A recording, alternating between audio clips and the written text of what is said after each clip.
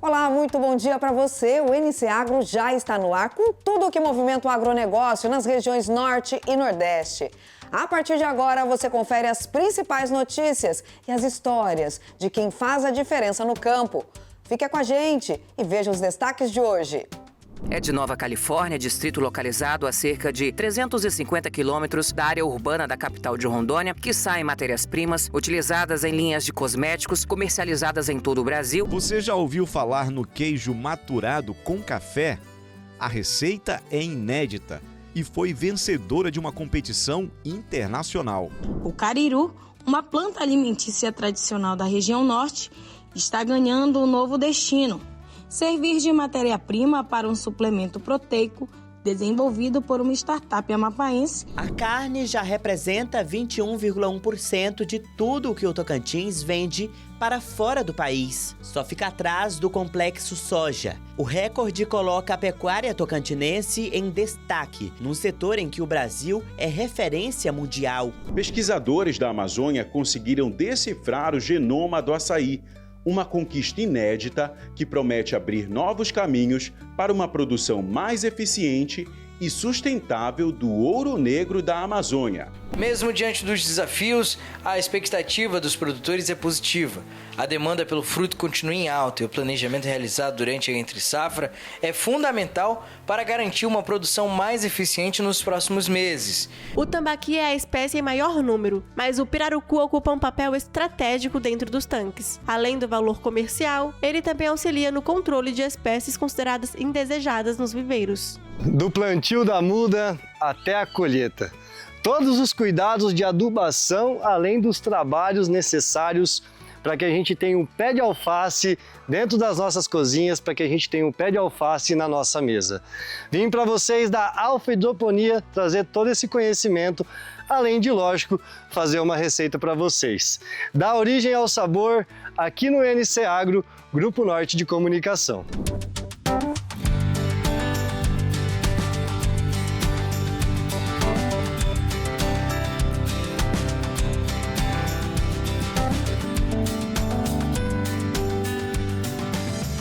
NC Agro, no oferecimento Sicoob Amazônia, mais que uma escolha financeira. Agroan, no campo, na cidade, na sua vida. Será que é possível produzir na Amazônia, ter lucro real e, ao mesmo tempo, manter a floresta em pé? Hoje vamos conhecer o projeto RECA, uma cooperativa que virou referência nacional ao transformar os sistemas agroflorestais em um negócio altamente vantajoso para os produtores de Rondônia. Desodorante, hidratante corporal, sabonete, óleo para o corpo, creme para as mãos e unhas, perfumes. Produtos presentes no dia a dia de milhões de brasileiros e que muita gente utiliza sem imaginar que Porto Velho tem participação direta nessa história. É de Nova Califórnia, distrito localizado a cerca de 350 quilômetros da área urbana da capital de Rondônia, que saem matérias-primas utilizadas em linhas de cosméticos comercializadas em todo o Brasil: manteiga de cupuaçu, óleo de castanha, óleo de andiroba, amêndoas de cumaru de cheiro e extrato de açaí. São produzidos por famílias agricultoras que encontraram na floresta uma forma sustentável de gerar renda, emprego e desenvolvimento. Há mais de 3 décadas, a cooperativa RECA demonstra que é possível conciliar produção e preservação ambiental, tornando-se uma das experiências mais bem-sucedidas de desenvolvimento sustentável da Amazônia brasileira. E hoje a gente tem uma felicidade enorme, um orgulho de poder mostrar e dizer que a matéria-prima de Nova Califórnia, do projeto RECA, né, do município de Porto Velho, do estado de Rondônia, está rodando o mundo.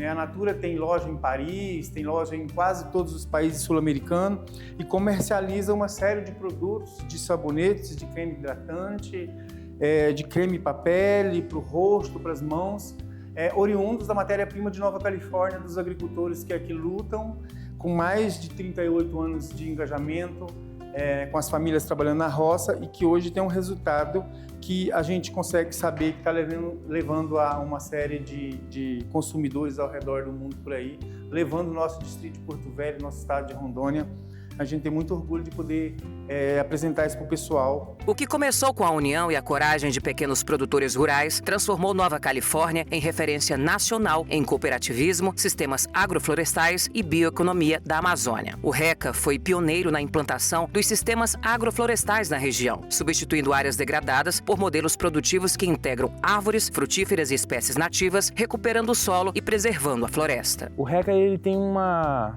importância extraordinária para a região, porque o RECA ele é o principal contraponto, né, da agricultura convencional que nós temos na nossa região. E o RECA tem esse contraponto de oferecer para seus produtores uma diversidade maior, né, que é através do sistema agroflorestal, que é os SAFs, né, que nós chamamos. Foi aqui, debaixo de uma árvore, que os primeiros produtores do projeto RECA iniciaram a história, despolpando o cupuaçu. E o projeto, então, se tornou grandioso, ocupando hoje uma área de mais de 2.000 hectares, atendendo mais de 300 famílias e com uma produção anual que ultrapassa 2 milhões de quilos de polpas de frutas.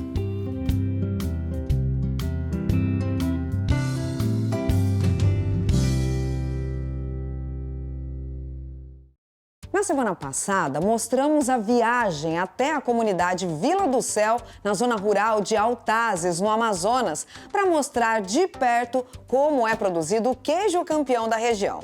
Hoje vamos continuar nessa viagem e descobrir mais sobre a produção dessa região.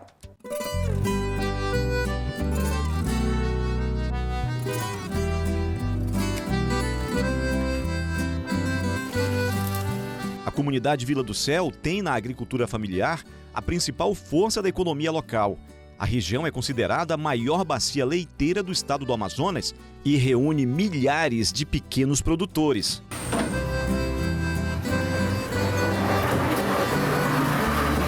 O desafio para quem vive da produção é a regularização das queijarias.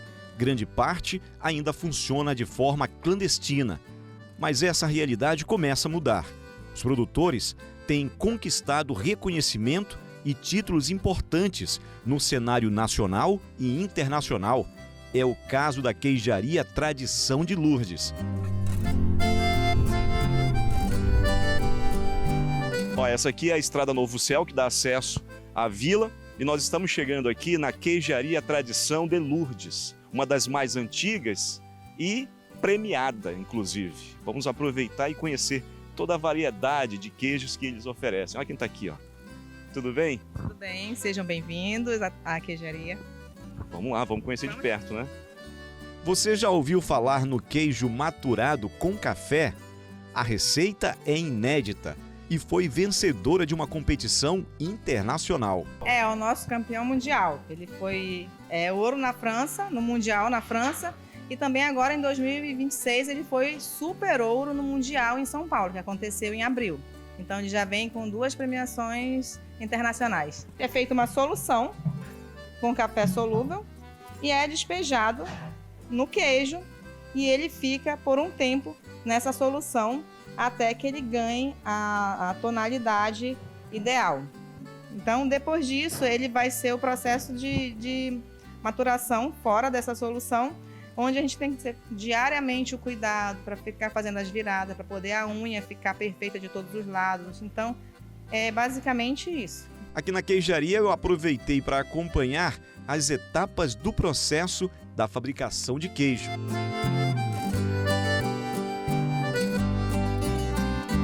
Cada procedimento exige técnica, cuidado e atenção aos detalhes para garantir a qualidade do produto final.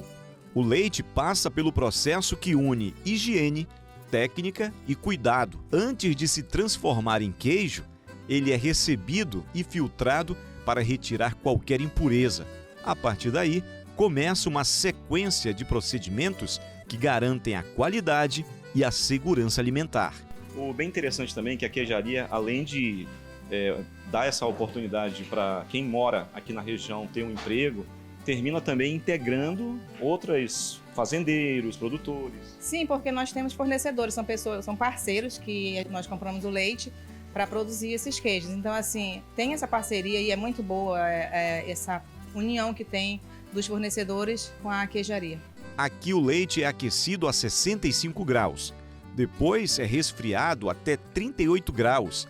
É a temperatura ideal para a coagulação. A gente vai acompanhando toda a história por trás aqui da produção de queijo. Aí você estava explicando que você acompanhava a tua avó fazer o queijo e também ficava tirando o queijo. Eu queria experimentar, porque para mim é uma delícia o queijo nesse ponto aqui. Então eu tinha 8 a 10 anos, eu ficava nas minhas férias com a minha avó. Acompanhava o processo no curral, liberava os bezerros pro meu avô para ele tirar leite e depois eu acompanhava no processo de fazer o queijo. Após o período de descanso, os queijos são embalados e ficam prontos para comercialização. Um processo que parece simples, mas que exige precisão e cuidado a cada etapa para transformar o leite fresco em um alimento de qualidade, preservando sabor, textura e a segurança para o consumidor. Mais do que fortalecer a economia e gerar renda para centenas de famílias, a produção queijeira do Amazonas revela um potencial cada vez maior. Da Amazônia para o mundo, o queijo da Vila do Novo Céu, em Altazes, mostra que dedicação, técnica e valorização da produção local podem transformar um produto regional em referência nacional.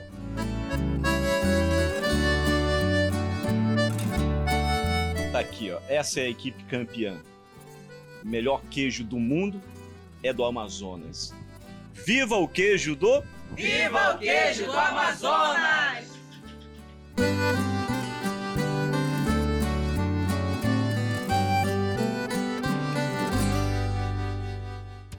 E agora olha só, com dedicação, um produtor de hortaliças se tornou referência no mercado de alfaces hidropônicas. Para expandir sua estrutura e produzir ainda mais, ele contou com um parceiro certo, a Sicoob Amazônia. O Giro Sicoob Amazônia foi conhecer a história do cooperado Darcy, produtor rural da hidroponia premium localizado na BR-174, em Manaus, Amazonas.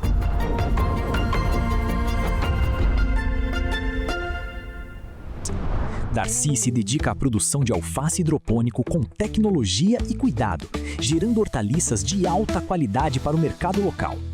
Como cooperado da agência PA23, Darcy encontrou na Sicoob Amazônia uma parceria fundamental para o crescimento do seu negócio. Com acesso a linhas de crédito e soluções financeiras adequadas ao agronegócio, ele pôde investir na estrutura da propriedade, ampliar a produção, impulsionando a competitividade da sua produção. Durante a visita, o assistente comercial Matheus Lima e a gerente de pessoa jurídica Laila Jéssica acompanharam de perto esse processo e destacaram que a parceria entre Darcy e a cooperativa é um exemplo de como o cooperativismo fortalece o produtor rural, promovendo desenvolvimento sustentável e resultados concretos. A Sicoob Amazônia tem tudo para ser a sua cooperativa de crédito, da sua empresa e do seu agronegócio. Abra sua conta, seja cooperado Sicoob Amazônia.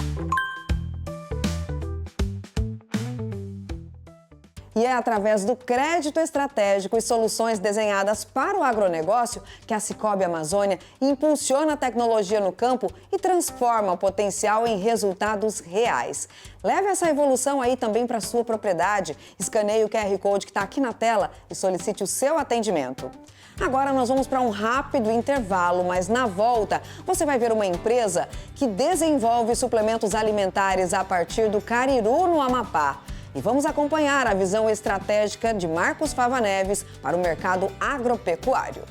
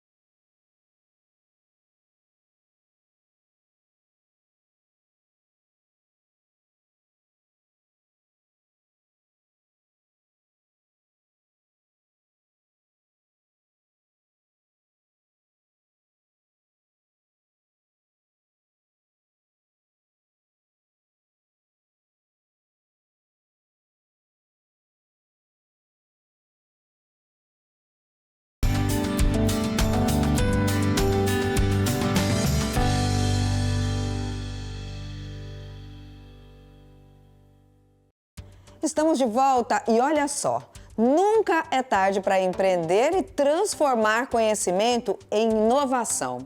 Foi na terceira idade que uma empreendedora amapaense criou uma empresa que desenvolve suplementos alimentares a partir do cariru, uma planta alimentícia não convencional da Amazônia. Do quintal amazônico para a inovação, o cariru, uma planta alimentícia tradicional da região norte, está ganhando um novo destino: servir de matéria-prima para um suplemento proteico desenvolvido por uma startup amapaense que aposta na bioeconomia para agregar valor à produção local. Eu me deslumbrei com que esse tipo, de empreender que eu não conhecia. Eu vim do empreendedorismo tradicional desde 1982. E isso era um mundo novo para mim, impactou. E aí eu resolvi entrar neste mundo e fundei a Amazon Bioproteína. O processo começa com a seleção e a desidratação das folhas. Depois, o cariru passa por etapas de processamento que preservam suas propriedades nutricionais até se transformar em um suplemento vegetal voltado à alimentação saudável, sem aditivos químicos e produzidos a partir de uma espécie amazônica. Cariru fez parte da minha vida e das tradições, minha mãe, minha avó, são as famílias amazônicas, têm a tradição de consumir cariru. Aí eu, descobrindo todo o potencial do cariru, eu resolvi transformar ele num produto da Amazon Bioproteína. Além de incentivar o aproveitamento de uma planta alimentícia não convencional, conhecida como punk, a iniciativa busca fortalecer cadeias produtivas da Amazônia, criando oportunidades para agricultores e estimulando o uso sustentável da biodiversidade. O cariru é bem tranquilo de ser cultivado, principalmente nessa época. Ele pode ser plantado com sementes ou com os galinhos dele. Ele é utilizado na culinária, principalmente de feijão. Tem pessoas que não têm essa noção, essa informação. O cariru também, as pessoas podem pegar, compram aqui na horta, ou a gente entrega nos comércios, principalmente no supermercado. Mais do que um suplemento, o produto representa uma nova forma de enxergar a floresta, como fonte de conhecimento, inovação e desenvolvimento. A proposta é mostrar que é possível gerar renda, valorizar os saberes amazônicos e conservar os recursos naturais ao mesmo tempo. Com pesquisa, tecnologia e empreendedorismo, a Amazon Bioprotein transforma uma planta conhecida dos amazônidas em um produto de alto valor agregado, reforçando o potencial do Amapá como referência em bioeconomia e inovação no agronegócio sustentável.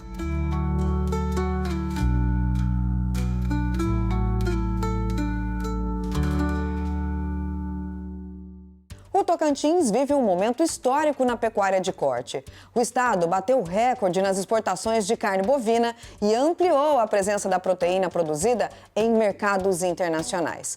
Nossa equipe foi até uma fazenda em Silvanópolis para mostrar o trabalho que começa no campo e ajuda a conquistar esse resultado. O número chama a atenção. Foram mais de 633 milhões de dólares movimentados com a exportação de carne bovina do Tocantins. É o maior valor já registrado pelo estado. A carne já representa 21,1% de tudo o que o Tocantins vende para fora do país. Só fica atrás do complexo soja. O recorde coloca a pecuária tocantinense em destaque, num setor em que o Brasil é referência mundial. O Tocantins segue batendo recordes de exportação de carne bovina. Grande parte desse resultado vem de o estado do Tocantins ter sido reconhecido como zona livre de febre aftosa sem vacinação pela Organização Mundial de Saúde Animal, demonstrando que o estado do Tocantins possui um sistema de defesa agropecuária eficiente, fazendo vigilância nas propriedades, fiscalização em eventos agropecuários, atendimento a notificações e a capacitação constante dos servidores. Mas a carne que chega a outros países começa a ser preparada muito antes do embarque. Começa no pasto, na escolha dos animais, na alimentação, no controle da saúde do rebanho e nos acompanhamentos de cada fase da produção. Em Silvanópolis, a fazenda Encontro da Natureza ajuda a explicar esse resultado. A propriedade fica a cerca de uns 158 quilômetros de Palmas. São 510 alqueires e aproximadamente 20 mil cabeças de gado. É muita terra e muito animal. Mas o diferencial não está só no tamanho. Por aqui, a pecuária é feita em ciclo completo. Aqui na fazenda a gente faz a pecuária de ciclo completo desde o melhoramento genético, né, que é a produção de reprodutores para a cria. Fazemos a cria, que é desde o bezerrinho, né, até a desmama, e aí passa pela recria e depois pela fase de engorda, né? Então nós estamos de ponta a ponta na cadeia. E esse número expressivo de exportação fortalece demais a cadeia, né? Anima o produtor que trabalha tanto, investe muito em melhoramento genético, em nutrição e principalmente em sanidade, né? Que dá uma segurança. Ciclo completo quer dizer que o animal é acompanhado desde o nascimento até a fase final, quando está pronto para o abate. Isso dá mais controle sobre o ganho de peso, a alimentação, a sanidade e a qualidade da carne. A nossa equipe de reportagem veio hoje até uma fazenda que fica próximo à cidade de Silvanópolis. A gente vai conversar agora com o Luiz Alvarenga, que vai explicar pra gente um pouquinho, né, Luiz, sobre esse trabalho que é executado, que é feito por vocês aqui nessa propriedade rural. Queria que você começasse contando aí um pouquinho desse dia a dia pra gente. Aqui na operação de confinamento, a gente faz a etapa do ciclo pecuário que a gente chama de engorda. Então os animais permanecem aqui no período médio de 110 dias, na fase de engorda e terminação, que é onde o animal sai da fazenda para destinação ao abate, para virar carne para o consumidor. Aqui a gente faz a engorda de machos e fêmeas e também a opção de tratamento de bezerros de recria.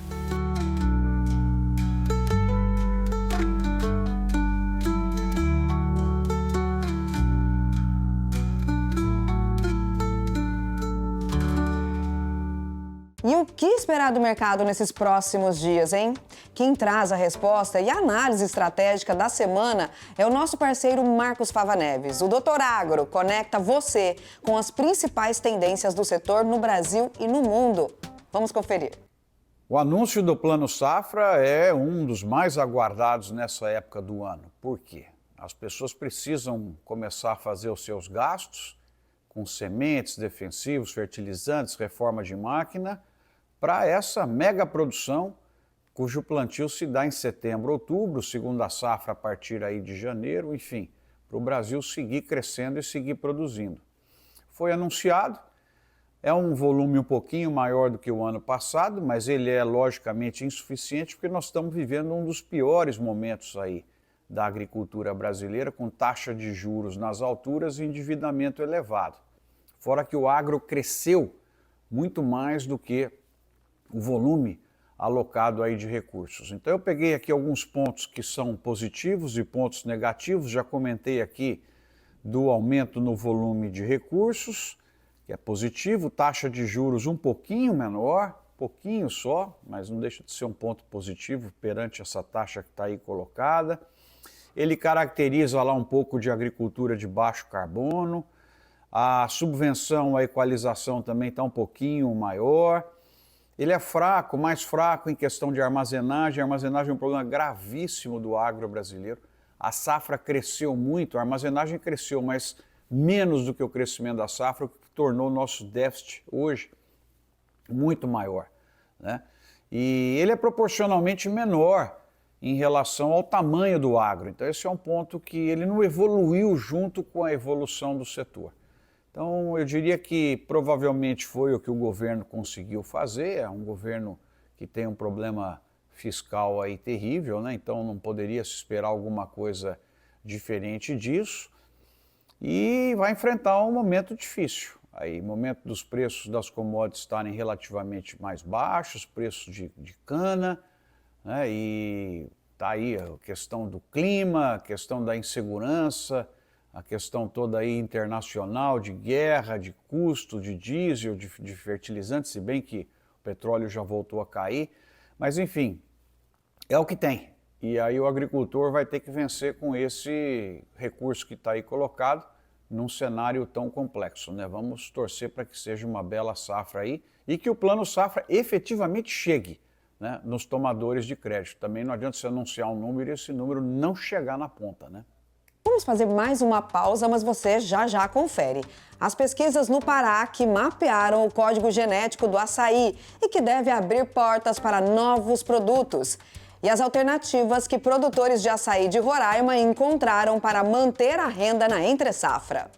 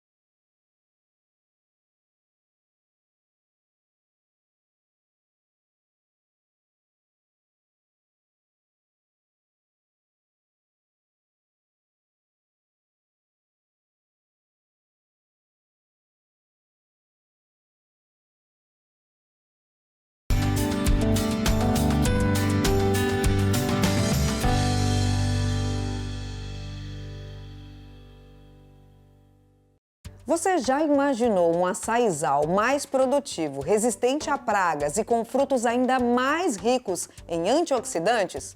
Pois a ciência da Amazônia deu um passo histórico para tornar isso realidade. Pesquisadores mapearam o código genético do açaí. Esse mapa da mina vai agilizar o melhoramento da planta e abrir portas para novos produtos, como corantes naturais. Veja os detalhes dessa descoberta. O fruto que faz parte da identidade do paraense agora ganha um novo capítulo na ciência.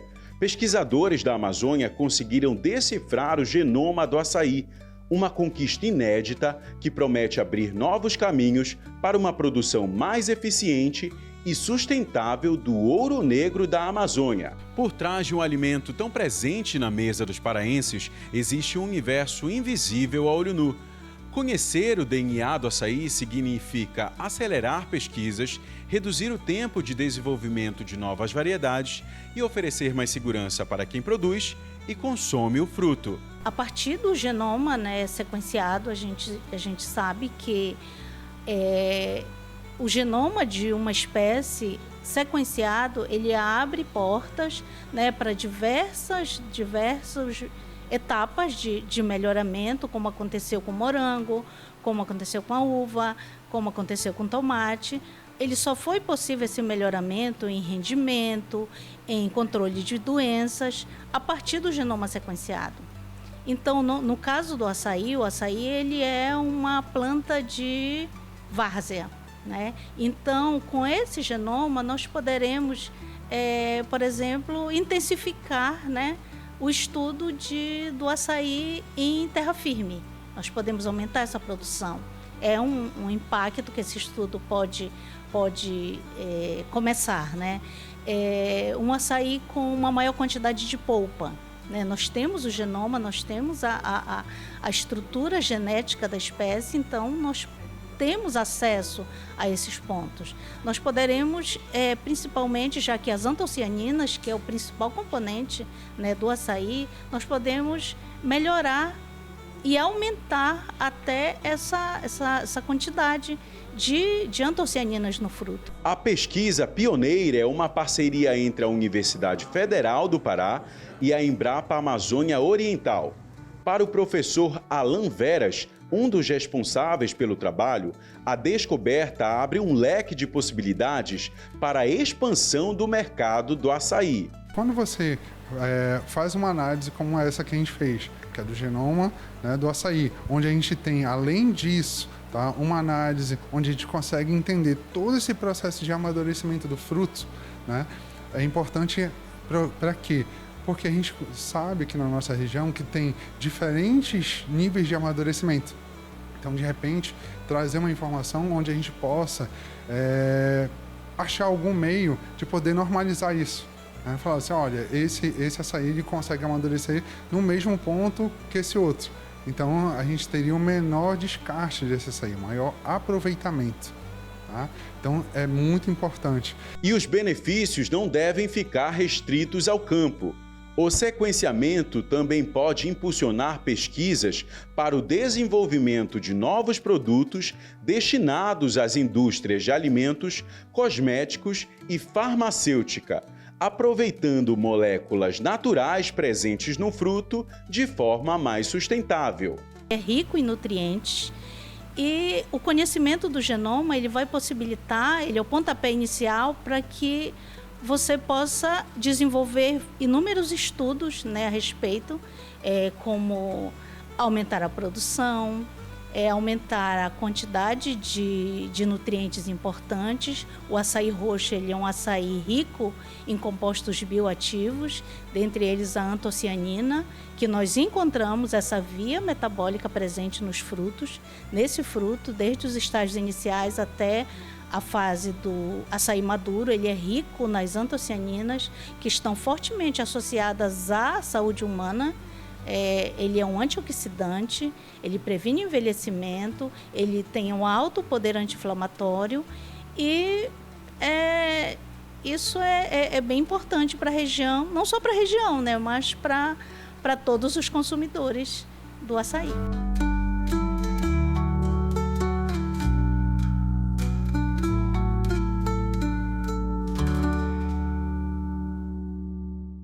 Ainda falando do açaí, a fruta é um dos produtos mais consumidos na região norte e faz parte da cultura e da economia de milhares de famílias. Mas durante o período da entre-safra, quando a produção diminui, os produtores precisam buscar alternativas para manter o abastecimento e a renda. Nossa equipe acompanhou de perto essa realidade. Ele já virou uma paixão nacional. E quando se fala em região norte, não tem uma pessoa que diga que ele não é bom. Dizer que é bom não é suficiente. Tem que escolher também a melhor forma de consumir. Pois é, essa frutinha roxa é amada pelos nortistas. Ninguém pode negar. Mas em algumas regiões ela se torna uma dor de cabeça nos períodos de entre-safra do açaí. Meses em que a produção dos frutos cai naturalmente. Nesse período, a oferta diminui e os preços costumam subir, impactando produtores, comerciantes e consumidores, principalmente em estados como Roraima. Porque nesse período, o açaí ele sobe muito de preço, porque fica só o nativo e vindo do Amazonas, do sul de Roraima, então ele dobra o preço para a gente comprar. Então o produtor ele tem que estar atento para esse período. Geralmente, a partir de agora, os produtores vão ter que se organizar com câmara fria para estocar o açaí, para quando chegar na safra ele não tá desesperado atrás de açaí. O seu Paulo trabalha colhendo açaí a vida toda e ele reforça que os investimentos na produção no estado são muito recentes. O açaí que chegou em Roraima a nível de plantio tem 4 anos agora. Então nós temos pouco açaí, então a demanda é muito grande. Esse pessoal de flores, eles trazem das grandes indústrias do Marajó, de Belém, do Amapá, para poder trabalhar. O açaí de Roraima ainda é muito pouco. Eu imagino que daqui a 4 anos nós já estamos chegando, já somos autossuficientes na produção de açaí, mas por enquanto não. Começamos agora. Mesmo diante dos desafios, a expectativa dos produtores é positiva. A demanda pelo fruto continua em alta e o planejamento realizado durante a entre-safra é fundamental para garantir uma produção mais eficiente nos próximos meses. Mas a colheita é apenas um começo desse processo envolvendo os produtores. O fruto também precisa passar por uma série de medidas industriais. Com trabalho e investimento no campo, os produtores seguem fortalecendo a cadeia do açaí e garantindo que o fruto continue chegando à mesa dos consumidores durante o ano inteiro.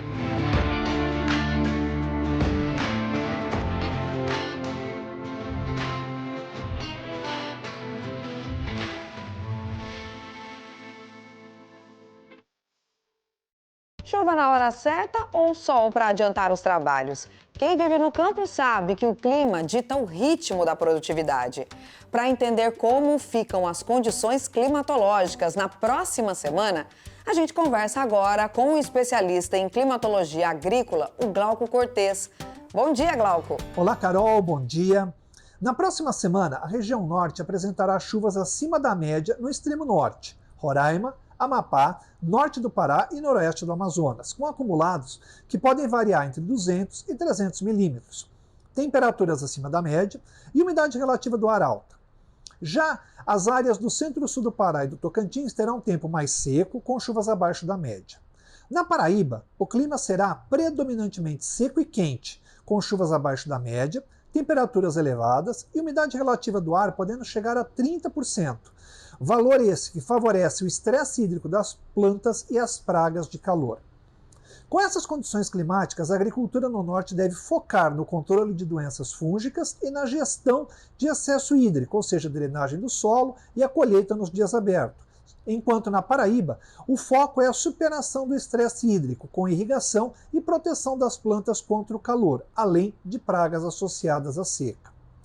A cultura do tomateiro na Paraíba está em fase de desenvolvimento vegetativo e floração inicial, e as condições de seca exigem irrigação frequente, controle de pragas, devendo ser evitado plantios sem irrigação. Já no norte, mais especificamente em Rondônia, o tomate de mesa está em fase de colheita de plantios de verão e outono, e o excesso de chuva exige a aplicação de fungicidas preventivos. Para a cultura do milho de segunda época, com plantio entre junho e julho, a cultura está em fase de desenvolvimento inicial, sendo este mês crítico para o estabelecimento da lavoura.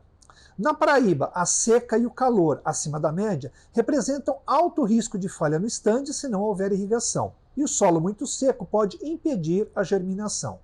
Já na região norte, noroeste do Amazonas e norte do Pará, o excesso de chuva pode causar o amaciamento das plantas jovens e o encharcamento, dificultando o plantio. Nessas condições, os produtores devem esperar a drenagem do solo, evitando o plantio em solo úmido. A cultura do cacau na região norte, especialmente no Pará, maior produtor brasileiro, está em fase de produção e colheita, sendo julho um dos meses de maior produção. Assim, o excesso de chuva é crítico para as plantas, favorecendo a podridão vermelha e também a bandeira vermelha, além de dificultar a colheita e a secagem das amêndoas. Na Paraíba, apesar de menos comum, o cacau em áreas de transição, como o sertão úmido, pode estar em fase de floração e desenvolvimento de frutos. E nesse caso, o calor elevado e a baixa umidade podem causar um estresse hídrico e redução na qualidade de frutos, embora o risco de doenças fúngicas seja bem menor. Agora vamos fazer uma pausa e na volta você vai ver o crescimento da piscicultura no Acre e uma receita prática, nutritiva e cheia de personalidade no quadro Da Origem ao Sabor.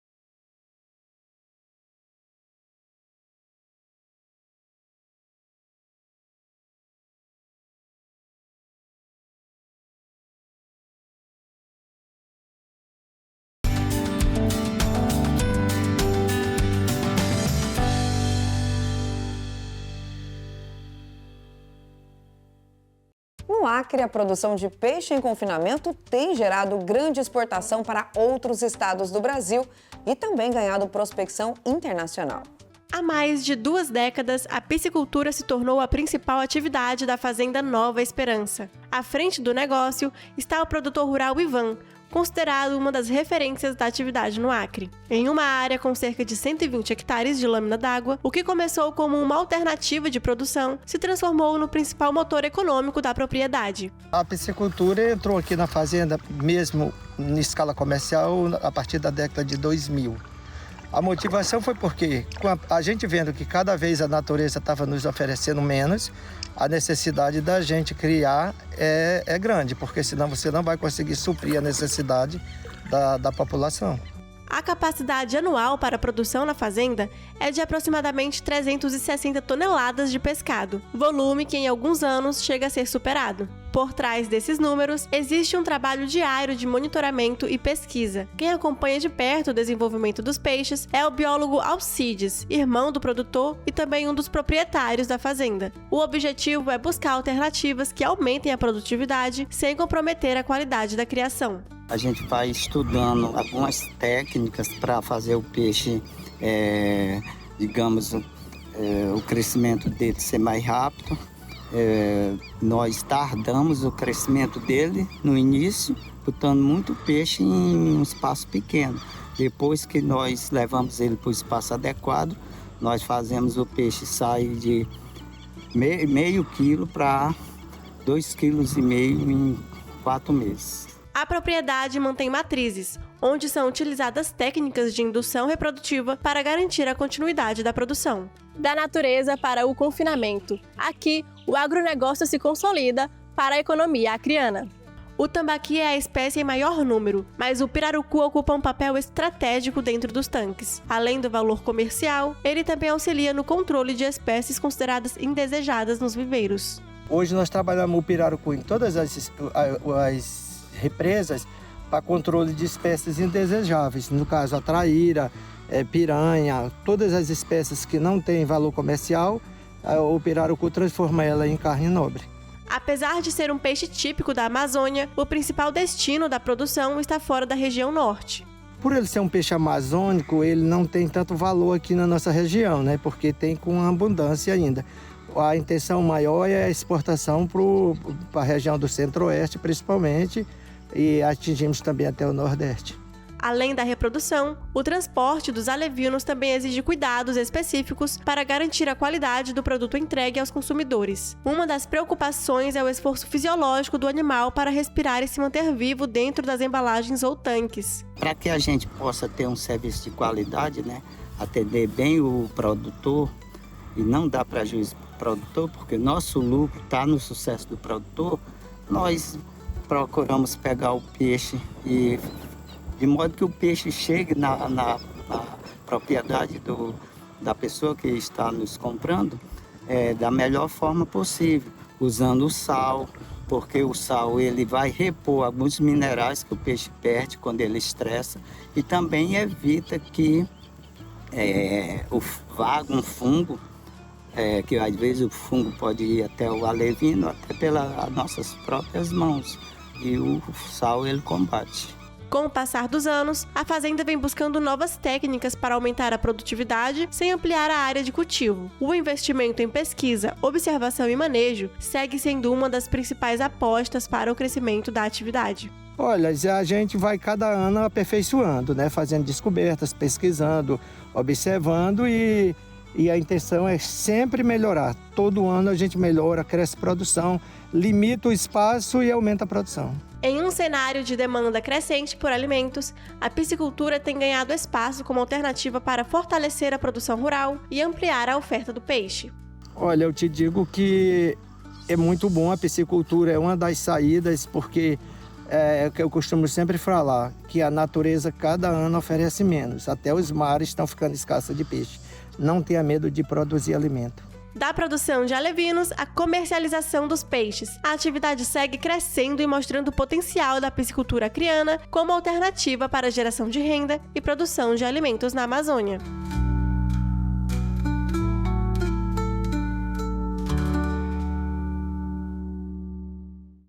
quadro Da Origem ao Sabor de hoje traz uma receita prática, nutritiva e cheia de personalidade. Nós vamos mostrar como transformar aquela alface fresquinha e a carne do dia a dia em um sanduíche surpreendente, sem precisar de pão.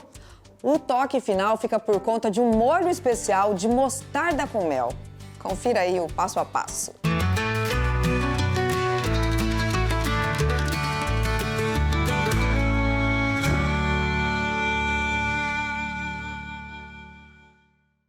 O Da Origem ao Sabor de hoje vem para mais uma produção incrível.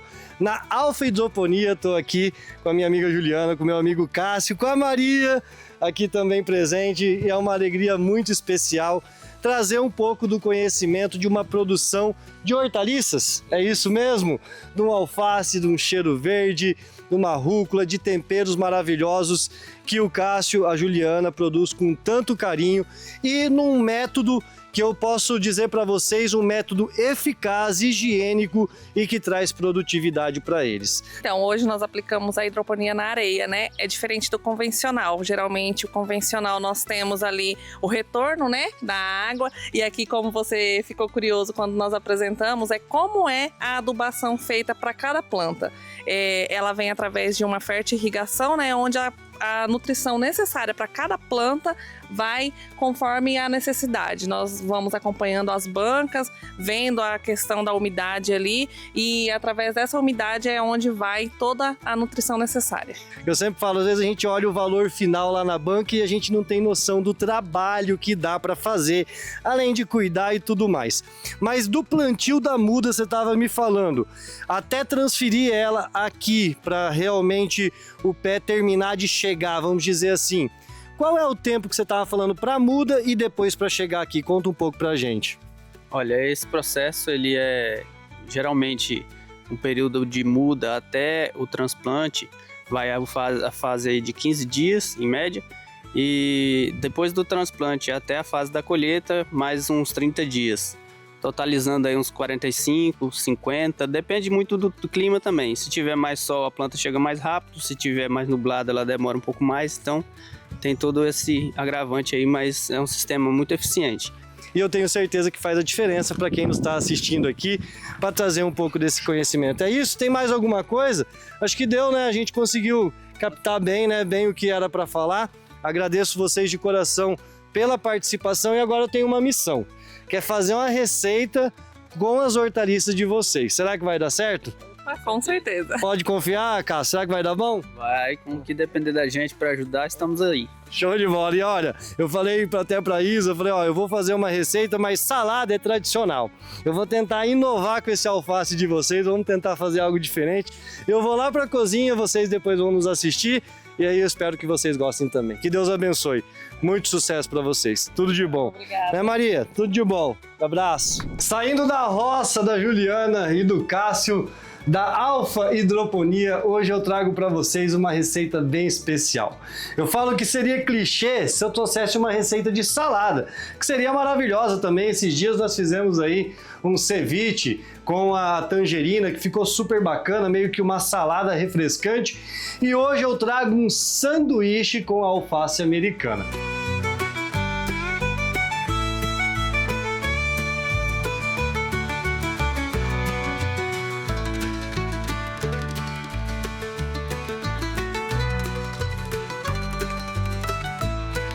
Para fazer o nosso recheio, eu poderia deixar pronto essa carne moída, mais acebolada. A única coisa é que eu vou fazer ela aqui.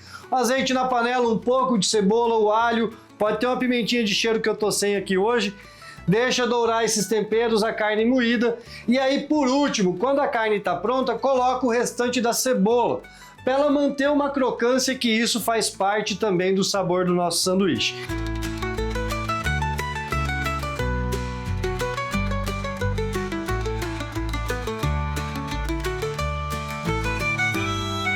Cebola e alho dourado, nós colocamos a nossa carne moída para também deixar ela bem douradinha aqui junto com os temperos. Não esquecendo que a gente espalha ela bem na panela e já vem com uma pitada de sal. Se você gostar também, uma pimenta do reino cai muito bem.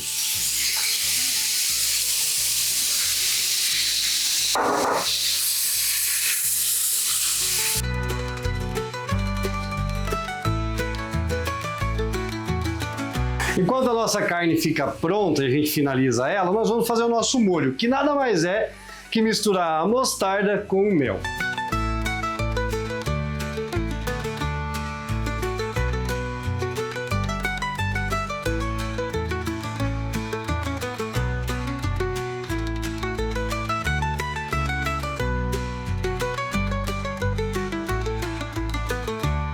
Com a nossa carne moída pronta, o nosso molho mostarda pronto, agora chegou a hora de montar o sanduíche de alface. Pessoal, sem segredo nenhum, eu tenho aqui um bowl, opa, que ele grudou aqui por causa do filme, um bowl ou um pote de vidro redondo, como se fosse meia-lua.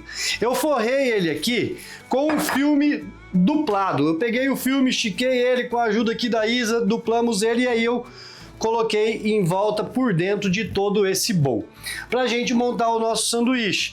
E aí, se passa um filme só, dá certo também, só que ele é mais propício a rasgar e não ficar tão firme na hora da montagem. Por isso que eu duplei o filme para ele ficar mais grosso.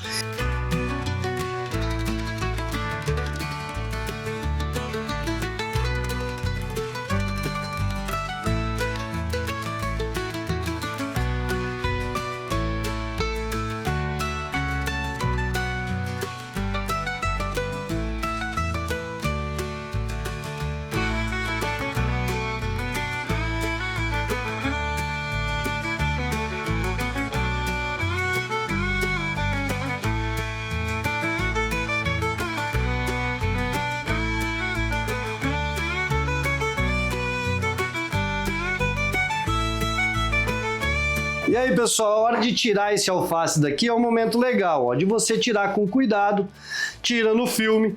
Eu faço tipo como se fosse, ó, um rocambole ou uma trouxinha aqui mesmo, dele bem apertado. Puxa esse filme para trás, ó. A gente faz aqui, puxa ele e vai enrolando, como se fosse enrolar realmente um wrap. E nesse caso, ó, não foge a carne moída para fora, não foge o molho. E aí essa ponta aqui, ó, a gente dá aquela dobrada também, claro, para finalizar.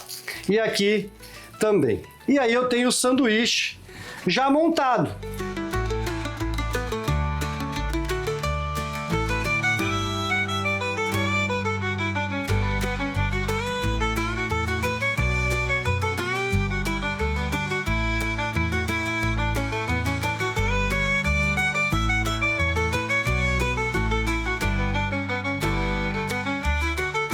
Super rápido, fácil, estou muito feliz. Mesmo você que não é fitness, pode fazer que eu tenho certeza que vocês vão gostar. Porque eu gosto de fazer exercício, mas questão alimentação, confesso para vocês que eu sou bem da gordice, tá bom? E eu amei esse sanduíche desde a primeira vez que a gente fez ele lá para a rede social e hoje trazendo aqui para vocês no NC Agro, da origem ao sabor. Não esquece de seguir as nossas páginas, inclusive a minha, @Chef Pedro Bagatoli, motivando sempre o nosso trabalho, não só aqui nas telinhas aqui do Grupo Norte, aqui do NC Agro, da origem ao sabor, mas também em nossas redes sociais. Grande beijo e até semana que vem. Chegou a hora boa, eu tô aguando aqui, falando com vocês e a água escorrendo já.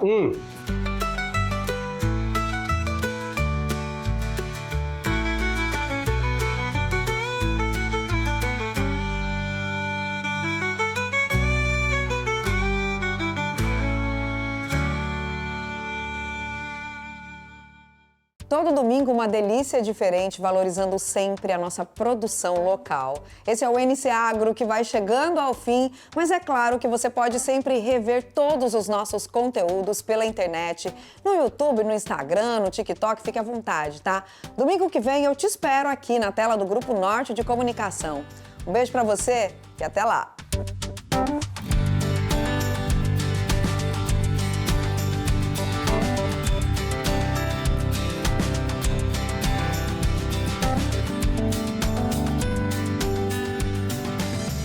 NC Agro, no oferecimento. Sicoob Amazônia, mais que uma escolha financeira. Agroan, no campo, na cidade, na sua vida.